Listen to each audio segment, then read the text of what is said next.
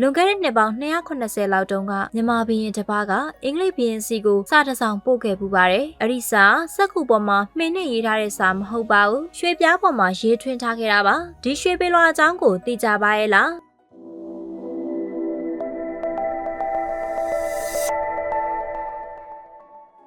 ဒါကတတိယမြန်မာနိုင်ငံတော်ကိုထူထောင်ခဲ့တဲ့မြန်မာဘုရင်လောင်းဘုရားကပြည်ထိုင်နိုင်ငံရဲ့ဒုတိယမြောက်ဂျော့ဘုရင်စီပေးပို့ခဲ့တဲ့ရွှေပေလွာဖြစ်ပါတယ်။ရွှေစစ်နဲ့လှုပ်ထားတဲ့ဒီရွှေပေလွာမှာမိုးကုတ်ပြင်ထွက်ဗရမများ24လုံးပါဝင်ပါတယ်။ရွှေပေလွာကိုစင်ဆွဲကြုတ်တဲ့ထည့်ပြီး1956ခုနှစ်မှာပို့ခဲ့တာဖြစ်ပေမဲ့1958ကျမှဂျော့ဘုရင်စီရောက်ပါတယ်။ရွှေပေလွာထဲမှာတော့မြန်မာပြည်တဲ့နှစ်နိုင်ငံကြားစစ်ကြည်ရေးရင်းနှီးမှုနဲ့ကုန်သွယ်ရေးပူးပေါင်းဆောင်ရွက်ဖို့ကမ်းလှမ်းချက်ပါဝင်ပါတယ်။ဂျော့ဘုရင်ကဒီစာကိုသူ့မွေးရမြေဂျာမနီနိုင်ငံဟန်နိုဗာမြို့ကကိုပိုင်စာကြည့်တိုက်စီပေးပို့ပြီးတင်ဆက်ထားခဲ့ပါတယ်။ဒါကြောင့်ဂျော့ဘုရင်ဟာအလောင်းဖျားစီစာမပြန်ခဲ့ပါဘူး။ဒီစာနှစ်ပေါင်း250လောက်စာကြည့်တိုက်မြောက်ခန်းမှာလူမသိသူမသိရှိနေခဲ့တာပါ2009ခုနှစ်မှာတော့လူစင်ဘက်ကတမိုင်းပညာရှင်ရလိုင်တာကဒီစာကိုတွေ့ရှိပြီးဖော်ထုတ်ခဲ့ပါတယ်ဒီလိုနဲ့အလောင်းဖျားရဲ့ရွှေပေလွာဟာ2015ခုနှစ်မှာတော့ UNESCO မှတ်တမ်းဝင်အမွေအနှစ်ဖြစ်လာခဲ့ပါတော့တယ်အဲ့ဒီရွှေပေလွာဂျာမနီနိုင်ငံဟန်နိုဗာမြို့ကပြတိုက်မှာအခုထိတိုင်ရှိနေဆဲဖြစ်ပါတယ်